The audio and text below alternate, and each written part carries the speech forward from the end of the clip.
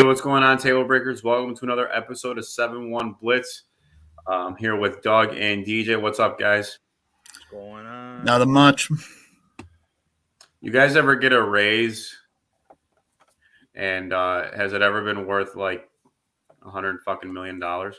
I wish. No, just the Unfortunately not. All right, I wish. cool. All right, so no personal experiences to share with this news, but we'll try to do our best. So yeah, Bills lock up Stephon Diggs for, I guess you could say, arguably the remainder of his best years, at least. Yeah. Josh keeps his number one, and we got our tandem for the next. For the foreseeable future. DJ, what do you think about this signing? I mean, it was inevitable, right? Like he wasn't going anywhere, even though there were some people in Bills Mafia that thought, he was going to get traded and his cryptic tweets and stuff. But I mean, let's be real. The dude was never going anywhere. That's how people do business now. Yeah. He was just fucking around having fun. He knew he wasn't going anywhere. Yeah. I think the best part about it is like Whaley made those comments yesterday. Yeah. And then Brandon Beane's like, nah, fuck this shit. Call Stephon. Let's sign this shit and get it done. So, yeah, I'm all for it. I think it makes sense.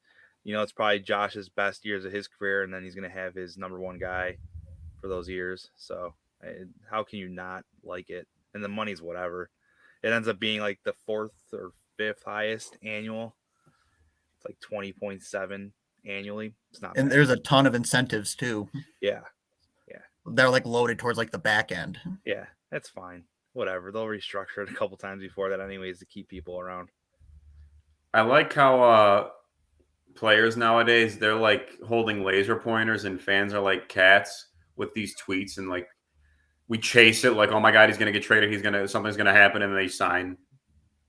I just like how that's the trend nowadays. It's really odd because now, then there's like on the flip side, which I'm not going to really dive into because I don't think there's anything to dive into, but the Jordan Poyer stuff now, everyone's like freaking out about Jordan Poyer. It just shows how melodramatic the fan base is. Yeah, it's like, let us enjoy I think it's all NFL fans, to be honest. I know it's weird because like that's how we must look for the last 20 years, bitching and pissing and moaning about players, and then we see other teams doing it, and then we do it still. And yeah, I don't know. Like, let's enjoy the Diggs thing for a day before we talk about Poyer. It's like, guys, it's a phone app. That's all it is. It's going to be okay. But Jordan Poyer did get a new agent though, so that's still it's AB. He wants to get paid, and he's going to get paid. He's an All-Pro. He's going to get paid, and I think they'll be just fine because they will be fine. They'll pay him, and he'll be around, and it'll be all okay. Until Ballsack Sports makes an article saying that Jordan Poyer has interest in signing with the Jets, and everyone's going to have a heart attack about it.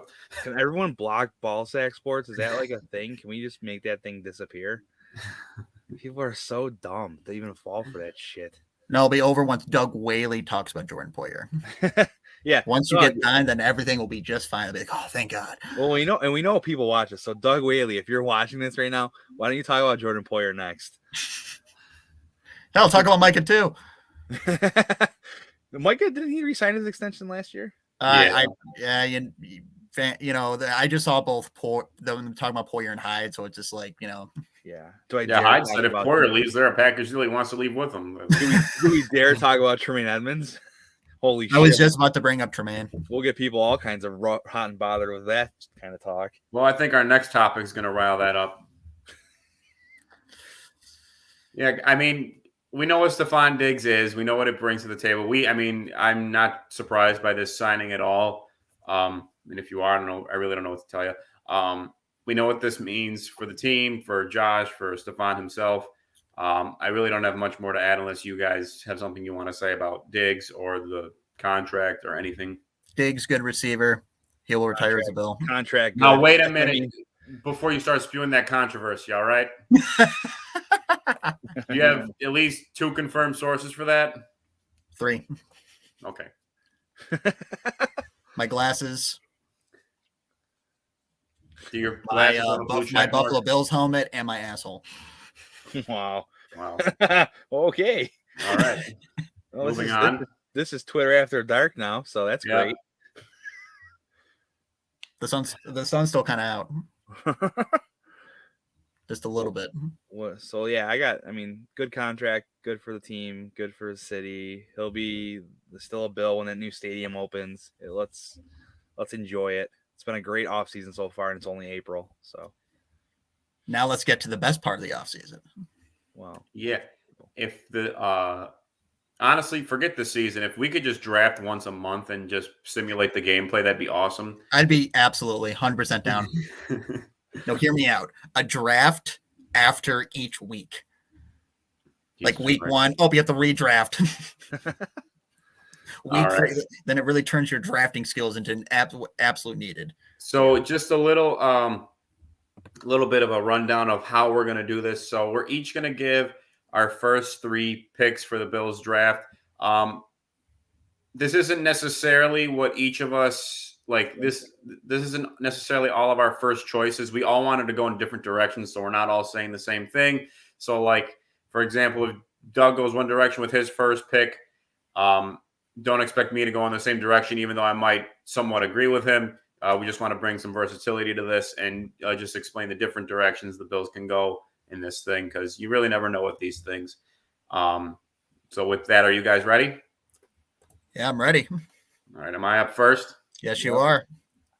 Okay. So round 1 for me, I have linebacker Nicolby Dean. Oh, wait for it. Wait, it's coming. There he is. There he is. Nicolby Dean just won a national championship with Georgia.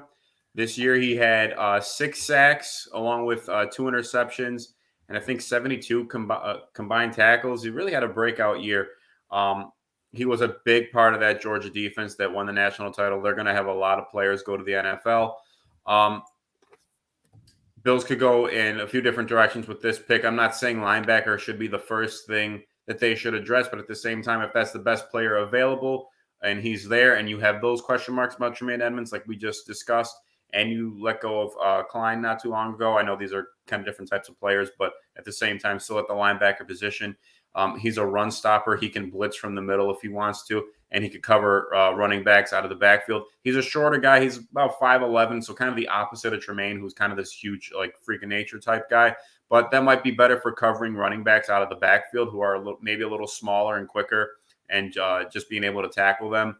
So, again, if there's those question marks about Tremaine and you don't know if you're going to pay him after this year with the salary cap situation, this could be a good situation to draft Nicolby Dean, pair him with Tremaine Edmonds, see how it works, and then if you do move on, you have a solid replacement. Or if you do keep him, then you have one of the best young linebacking cores in the NFL. So that's my take on Mr. Nicolby Dean. And again, not saying this should be their first choice, but it is one way they can go should they decide if the draft unfolds this way. Yeah, I dig it. I like it. All right, and I'm next. Good for you. I know, right? What are you doing? You got dead air now. What are you doing? All right. So what I think the first pick's going to be is Trent McDuffie, cornerback out of Washington.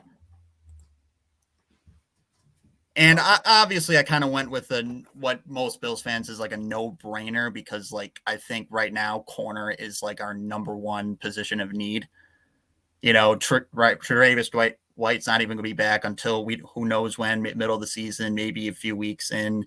We just lost Levi Wallace to the Steelers, and the corner class is actually very good. There's obviously Sauce Gardner, Stingley, who are obviously unreachable, but then there's other guys like Roger McCreary, Khalil Elam from Florida, and even Trent McDuffie's teammate Kyler Gordon, who also went to Washington.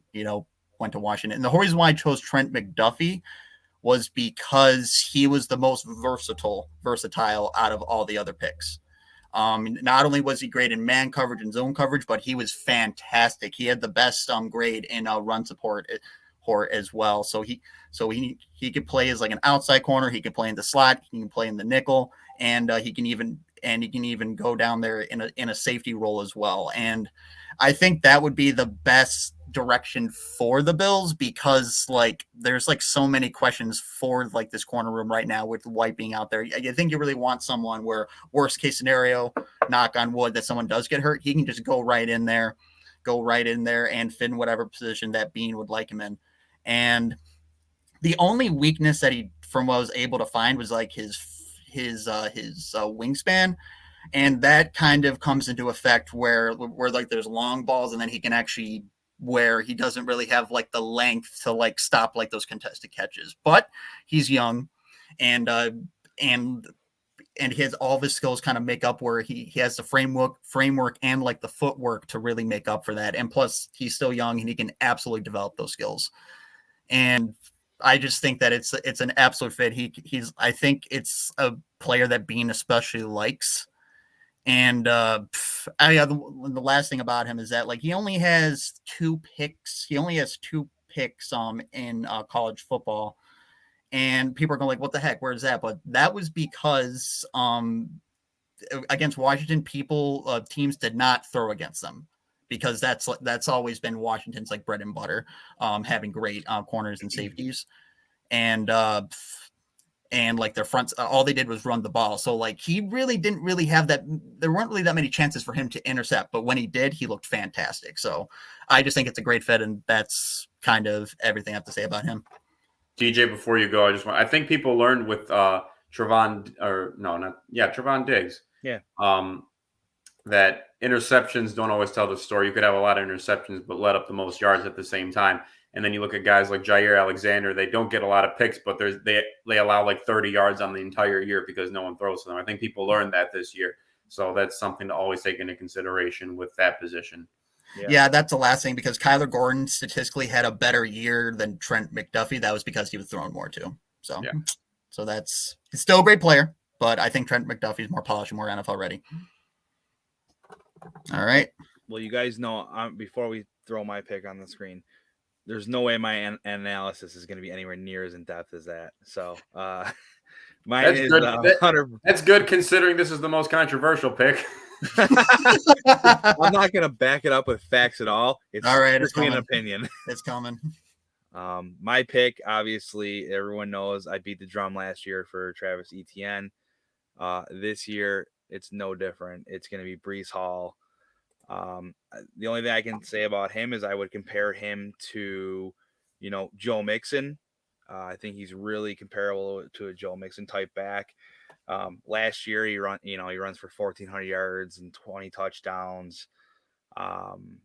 He's got a burst of speed. He had his 3 years in college. His long run each year was 75, 75, and 80. So you get a guy who can make Josh's job a little bit easier. He can catch the ball too. He had, let's see, what is that?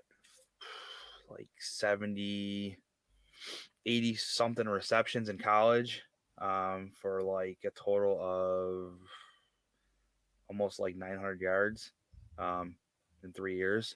It's pretty good. Last year he had 36 receptions for 302. And he breaks them. I mean, he averaged 8.4 per reception. Again, it's another weapon that Josh could use. I know everyone hates the first round running back, but there's a difference between a guy who's taken typically in the first round versus a guy who's taken the third or fourth. We're so close to, being that team and having very few weaknesses. Breece Hall addresses, in my opinion, a weakness that we do have. And yeah, I think for me, it's Breece Hall with the pick. Obviously I'm not a GM for probably this reason exactly, but there might be a few others, but that's okay. No, I mean, the thing, you don't draft a running back in the first round anymore. It's true when you're rebuilding a team, but I think in unique situations, there are exceptions. So, I mean, it's not a complete 100%. You should never absolutely not do it. But I know you never know what it guarantees you, but in a situation where it does guarantee you a chip and you just, have a guy for a rookie contract who you took in the first round, oh, well. Who knows? And obviously Bean knows more about this draft class than us. So like maybe there are like some... Well, maybe there's maybe he finds like a gem cornerback, maybe like a gem offensive lineman, or even a gem wide receiver. Like, okay, know what? We can definitely get them in this round. So let's get our running back this first round. So in that scenario, are you implying that Bean does more than just YouTube these guys? Apparently not. Well, I don't know, man. Wait, you guys use YouTube? I actually use MySpace. There you go. Yeah. All right. All I was looking through newspaper clippings. On the round 2? Yes, sir. Okay. All right. So my second round pick is I'm gonna butcher his last name. It's Jalen Pitre. Yeah, it's popping up, so you have to read it. Yeah, defensive back out of Baylor. He is originally a safety, but he can play both positions. And I think in this defense that McDermott runs, not everything is always traditional. Like we have to have these traditional safeties and these traditional corners always line up in this specific spot. You see a lot of nickel. You see a lot of guys moving around. Sometimes you see the safeties play man coverage and different zone stuff. So it's always something that's moving around to keep offenses on their toes out of that very talented group. And this guy, honestly, like if you watch some of his stuff, he's a ball hawk. He's not afraid to tackle guys in the middle, go in the middle of the field and hit receivers that are bigger than him. I think he's only like 5'11", so he's not that big, but he's still making big hits. And this dude can fly too. I think he ran like a 4.4, but game speed looks like he runs like a 4.2, to be completely honest with you. He's really versatile as a defensive back. I think you could put him wherever and he can make plays. He kind of, I know I mentioned him earlier, but just because of his size and like his attitude and like his ability to kind of do everything kind of reminds me of Jair Alexander a little bit, even though he is traditionally a safety and Jair is traditionally a corner. But I think you could plug this guy in anywhere. With Trey coming off the ACL, he might be able to fill that spot. And then maybe one day if the safeties get old and retire or something happens to them, he could fill in there too. I think you could honestly plug him in wherever in the secondary. And I think he'd be a great addition to the defense. Beautiful. It's a good pick. Yeah, a good pick. Versatile, plus helps with our safety situation as well. Well, and it would be a great pick to really help with it because obviously we don't. Well, Mike and Hyde and Poyer are going to stick around for a while, but it'll be nice to know that we have like that piece. It's like, kind of a 2 birds, 1 stone situation. You get a potential second corner and a potential future safety. So, I mean, I like it. All right, so my pick now. I kind of went in the DJ direction, except in the second round. And I decided to go with Isaiah Spiller, running back from Texas A&M. And I know that the sexy pick is Breece Hall, obviously, but I really watched a lot of tape on him. And I really think that, number one, I feel like in the situation where we don't trade up in the second round, he will still be there because like he's projected late second round, early third round. So I think that this is like the best slate where it's like the most realistic that we can get it back. But honestly, I really think that he's everything that we really needed. It's like he's really like all the thing that he's the best at is third and fourth down conversions, fourth and ones, third and ones. That is like the thing that we really have been missing, where instead of having to rely on Allen, I think this guy can actually develop and turn into what we always needed. And his numbers, I mean, he had, let's look here. He had around 1,200 yards in the 2021 season, and the tape didn't really speak for all of it because the Texas A&M offense wasn't really that great, and so he faced a lot of full boxes. So, but now he's going to be put right into an offense where there's weapons all over, and I think that obviously if we get our offensive line together, I think that he can absolutely plow through. And plus he was really underrated. He had around 45 catches for 200 yards. And I really think that he can do absolutely everything. And obviously I don't see Zach Moss as like the go-to guy. So I think he'd honestly I think he could actually be what Zach Moss was supposed to be. Where he can actually take the third and fourth ones and it has fantastic vision, and plus he breaks tackles. I think that he's an absolute good fit here. Yeah, I don't hate the pick. I think it's a good Yeah, pick.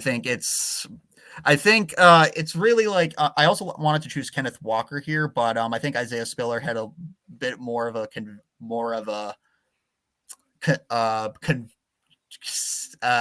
balanced. There we go. Sorry about that. Balanced resume where like he had consistent yards in each year, while like Kenneth Walker kind of exploded. I'm not saying that's a bad thing, not taking away from Kenneth Walker, but I think I'd rather have someone who is consistent from year to year instead of just breaking out after 1 year. Fair. All right, now we're going to DJ's pick. Okay. So I like me a big old target. And this dude is big. 6'5", 200 and probably 10 pounds. Christian Watson from North Dakota State.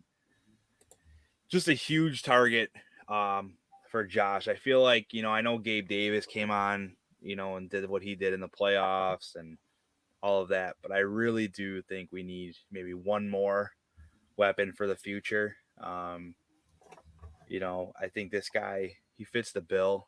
He's pretty fast. He's big. He can stretch the field.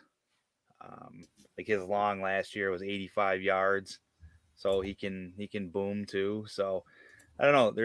I don't. There's not much to say. I just like a big target, and with him being 6'5", that's if the Bills, let's say, decide not to, extend Dawson Knox or re-sign Dawson Knox for some crazy reason. At least this dude's a big target. That frame is pretty big, and he's lean. He's not like, 6'5", 210 it's pretty light for a guy who's 6'5". I'm 6'3", 230. So he's a pretty lean guy. So yeah, I think would be a good pick. Well, Christian Watson doesn't eat wing nuts. Oh, that's obvious. Look at the guy in this picture. He's fucking chiseled. I am not. I have a wing nuts body. So yeah, like this is for me, this is a pick. I'm going running back, wide receiver. I know whatever defense and all that stuff, but yeah, I want guys on offense. Your $250 million quarterback needs all the weapons he can get, and this is just another weapon he can utilize. I actually have Christian Watson as the second most versatile wide receiver, right next to Traylon Brooks from Arkansas, where he can he can work as an outside receiver. He can work in the slot.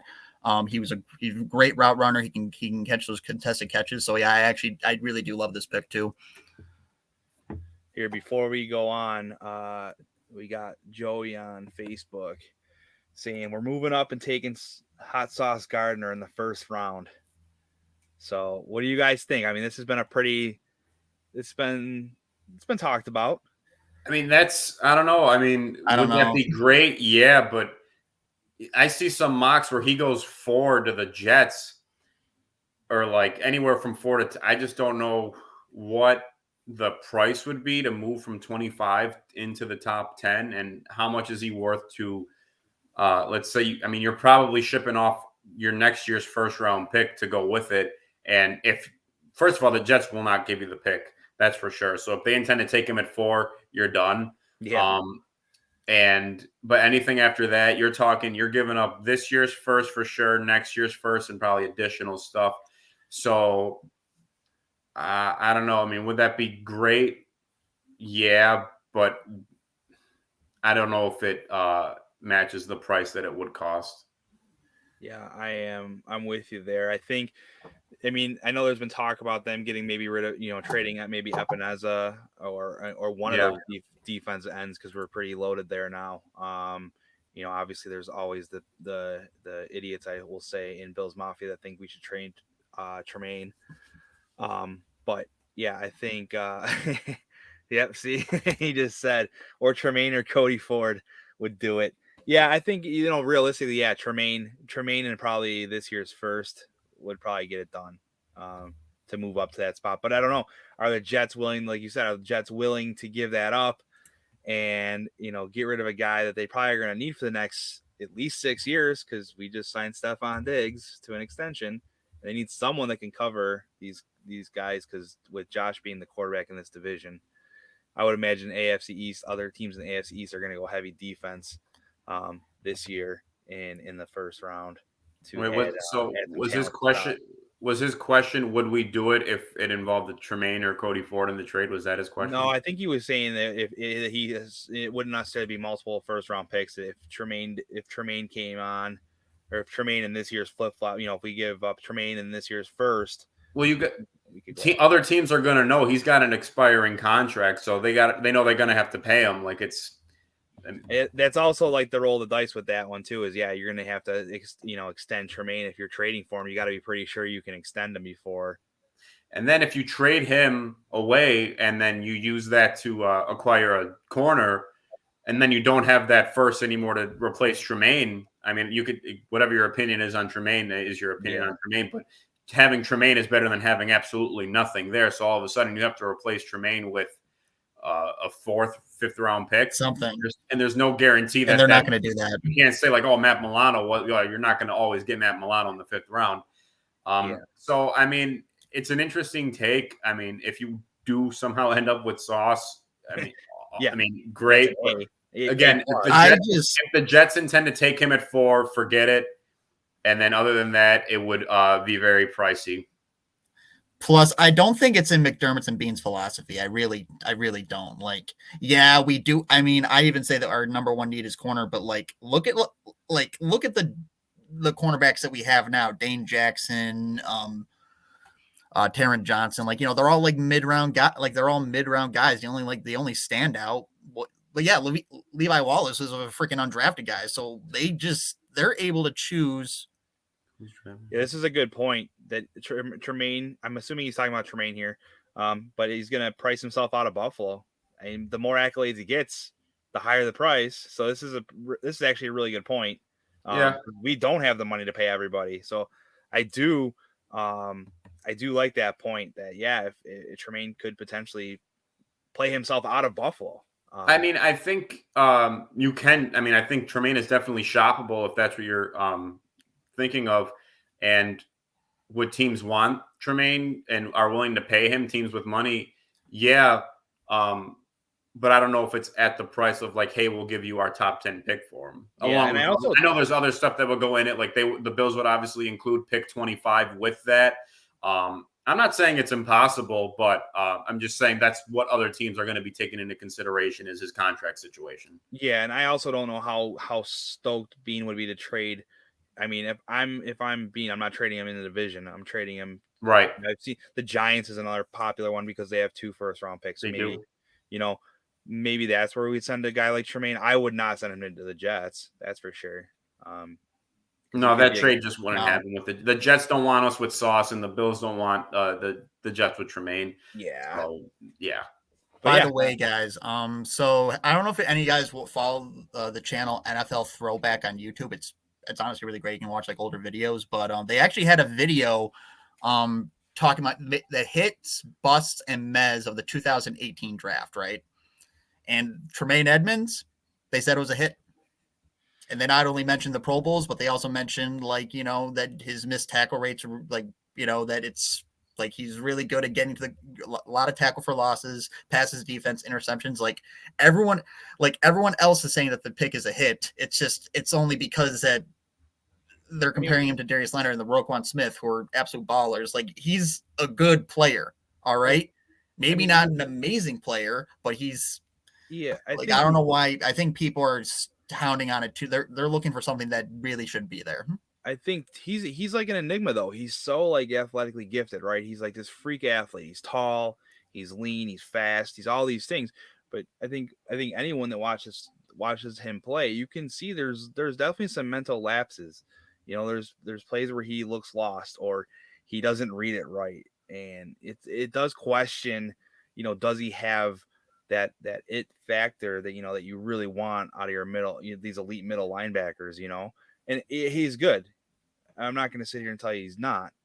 I just think it's unfair because like Darius Leonard is now like what 25, 26. He came to the league at 22. Roquan Smith, same thing. Now they're both 25, 26. Now they're the best. Now they're the best players, and same thing for Fred Warner. Like Tremaine Edmonds is the age where most players get into the NFL, and he's 3 years in. Yeah, I don't know though. I know, like I get it. I don't want to tell Bills fans to be patient, but but Bean obviously knows what he's doing. Okay, they're not looking to get rid of Edmonds. They're not. I think the situation with Edmonds is, again, I think he's a good player that, he's not perfect, but I think he's in a situation where he's coming of contract time in a time where the Bills are in all in mode, but it might line up to the point where a good player might have to leave because that's just how NFL salary caps and just how things go. I mean, look at DeForest Buckner on the Niners, who was an all-pro defensive tackle, has to get traded because they just can't pay him. It's not that they don't think he's good, but it just had to happen that way. Sometimes good players good teams have to move on from good players just because they have to. And that might be a situation here. If it's in a trade on draft day, like we were just suggested to, I'm not saying it's impossible, but I would try to get as much value out of Tremaine until then. I like this point too. This Joey guy's making a lot of good points where he says that, if Tremaine, the decision making, and that's you can see that, you can see sometimes that he's not quite that he's not trusting himself. He's almost overthinking the play. And I do agree with that. This is not nitpicking Tremaine Edmonds. We've been pretty good and pretty vocal about showing support for Tremaine. We like him. But there are some things that are concerning, 3 years in. And I know the age thing. I'm actually overhearing about the age thing. He's played enough snaps where age shouldn't be a problem anymore. So I think that, if it's the decision-making thing, it's a mental thing. I don't know how much more you can get out of him. If he's not trusting his instincts, that's a cause for concern. You know what I want to do one day? I want to, when we have not as much to talk about, I want to go back to that draft class and see who was kind of before or right after Tremaine, and see would we be better off with anyone else there? Yeah, that'd be an interesting topic, I think. Yeah. All right. Well, sorry. Like a what if? Yeah. All right. Back to our. Let's actually get back to what this episode's all about. Is it me? Third round? Yes, it is. Okay. So we all addressed this position in different rounds. And I'm going to go running back James Cook out of Georgia. So I got 2 Georgia guys in my first mock for the year. James Cook, he was in a kind of loaded backfield at Georgia. They kind of had a committee approach, kind of an NFL approach, if I'm being completely honest. He's obviously the younger brother of Dalvin Cook. I don't think he could run over people like his brother, but I think he's a very good back. He looks he doesn't really have that, oh my God, Saquon Barkley pop that he had coming out of college, but he looks like a veteran player already. It's kind of hard to explain, but he can catch. I mean, he caught a deep ball in the national title game, I'm pretty sure. And he's a very solid runner. I think he could do a lot of things. I think he had over 1,000 total scrimmage yards between receiving and rushing, obviously, in, again, a loaded backfield. I think he had what was it? He had 11 total touchdowns. He had 1,000 yards total and then 11 total touchdowns. Yeah. But yeah, I think he's for third round, or maybe even if they trade up to late second round or early third round, I think that'd be a very good value pick. I think he could do a lot, and I think he could do in the right system, which I think this would be for him, where it wouldn't be he's the main guy on the offense. I think he'd be very good out of the screen game, but I think he could also pound it when he has to. Yeah, I like this pick, Gabe. This is a good one, too. I also really like his teammate, Zamir White, too. Yeah. He's very versatile. He was actually one of my, I don't know, because they just dominated that. We didn't really see much of them, but honestly, I think any of those picks would be absolute steals at that point. Because I feel like round 3 is going to be where those guys get picked, or round 4, or one of those. Yeah. All right, my pick.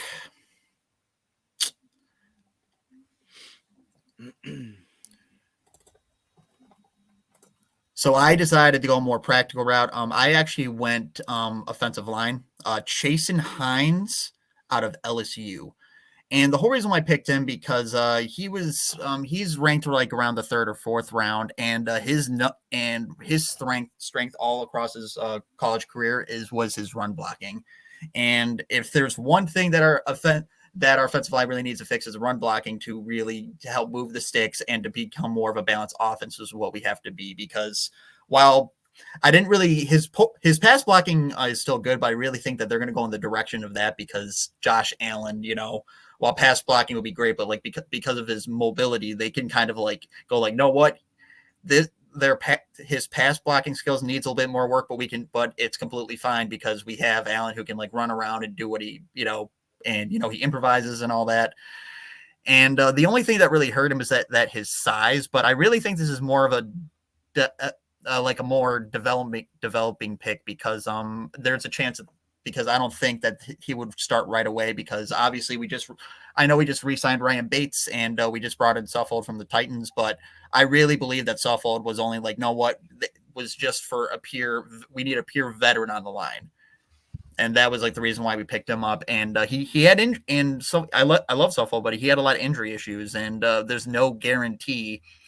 And obviously we want there to be more depth on the line where we don't have to go to Cody Ford again. Or I've heard a lot of good things about Bodker, but like I really don't see a situation where like Bean and McDermott are okay with like keeping like that being in the same guard situation that we were a year ago.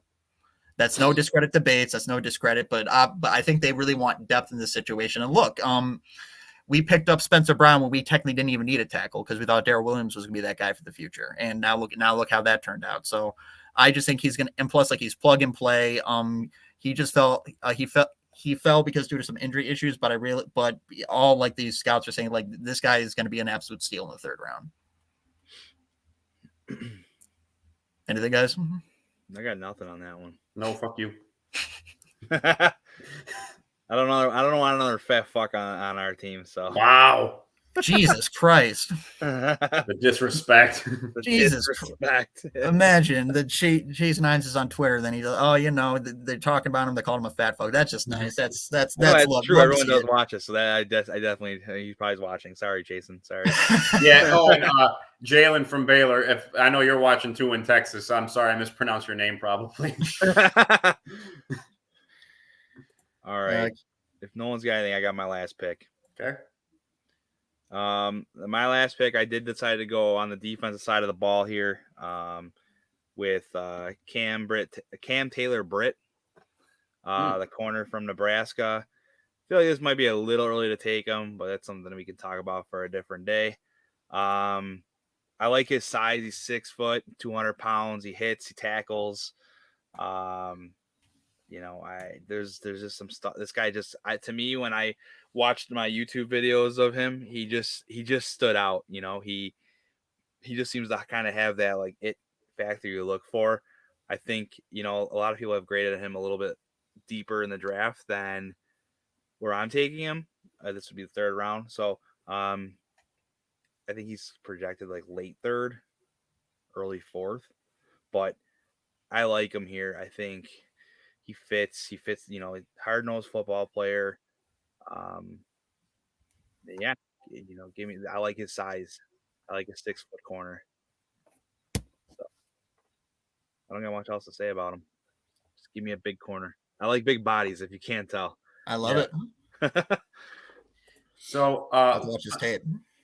Again, like I said in the beginning, we all wanted to take a different perspective on this just to bring some versatility to the whole draft thing. Again, these things are crazy. You never know how they're going to go. You could end up picking a guy that you had no idea, that even the teams themselves might not have any idea that they were going to end up taking that guy, but that might end up being the best player available. And that's what teams do. They take the best player available. They're not going to just reach for a need. So it really can go either way. We all wanted to take a different approach. So each pick wasn't necessarily like what we think should be the top need. It's just who might be the best player available in different situations. So that's what we wanted to do. Again, just because we said it doesn't mean that we know more than you or you know more than us. Doesn't mean we don't have any inside information. So you don't have to threaten to kill us and our families if you don't agree with this. If people are threatening to kill our families over draft picks, I guess you can't be surprised.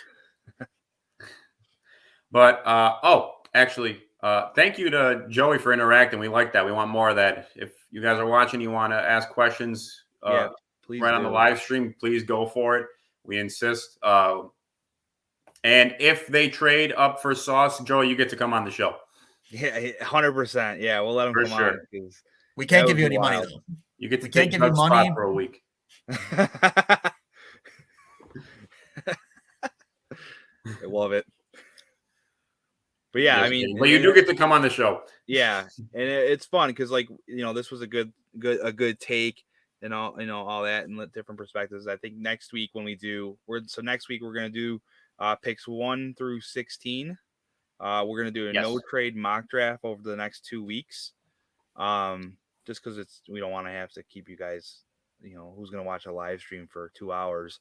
But so we're gonna do picks 1 through 16, no trades. Obviously, with no trades, it's gonna be could be a little off, but we'll do it. Assuming there will be no trades, we'll give you guys the best prediction we possibly can. I am definitely no Mel fucking Kiper. So, well, I mean, we know there are going to be trades, but at the same time, the same teams might end up with the same players anyway. So that's happening. Never know. Yeah. But I'm excited. I think it's a fun time of year. There's so many people, covering the draft. And I think we give a unique perspective because we definitely don't know what the fuck we're talking about. No, this is the best time of the year. If you guys don't watch mock drafts right after work, I don't know what you're doing with your time. Yeah. No clue. That's all I got, guys. I think, obviously if you, like what you see, we're going to go live a lot more. Tuesday nights will be our night. It's a little different because I have a sick kid, but, follow us at 71 Blitz. You can subscribe to us on YouTube. We'll be uploading more stuff there. And then when we launch not launch, but when we finally get a hold of our slippery Italian cousin Carmine, his videos will be exclusive on our YouTube channel. And he's gonna be a fuck. That's for sure. If you like spaghetti and meatballs, you're gonna like them. But yeah, definitely subscribe to us on YouTube for that stuff. Follow us on 71 Blitz. Interact with us. We're always interacting. And yeah, always, go Bills. Doug, give them the rest. And remember to follow and subscribe to us on Apple Podcasts and Spotify. And by the way, here on out, episodes will actually be available first thing the next day. Going along with the streaming these days where something goes so right there. So you have access to the episode right away. So that will actually be up. So that will actually be up around midnight tonight. And we'll definitely go from there. And of course, remember to follow us and subscribe to us on our platforms, either at the Back Your White Bronco, right at the NFL Draft in Las Vegas, Electric Avenue. Anywhere you can listen to get your premier Bills content on Trainwreck Sports. This train never stops. Oh yeah, train never stops, baby. Doug, look at you. Moving up. Yeah, I know. Moving up. I'm proud of you. I got a salary raise. You're fired. I now moved to my garage. All right, guys. And remember, we are the only Blitz in Buffalo. Don't forget it. That's right. Buffalo equals 716. Jesus. Thanks, Doug. Everything I was proud of you for, it's end the broadcast. We're fucking done here. All right. Thanks, everyone, for watching. We'll see you next week. Go Bills. Peace out, table breakers.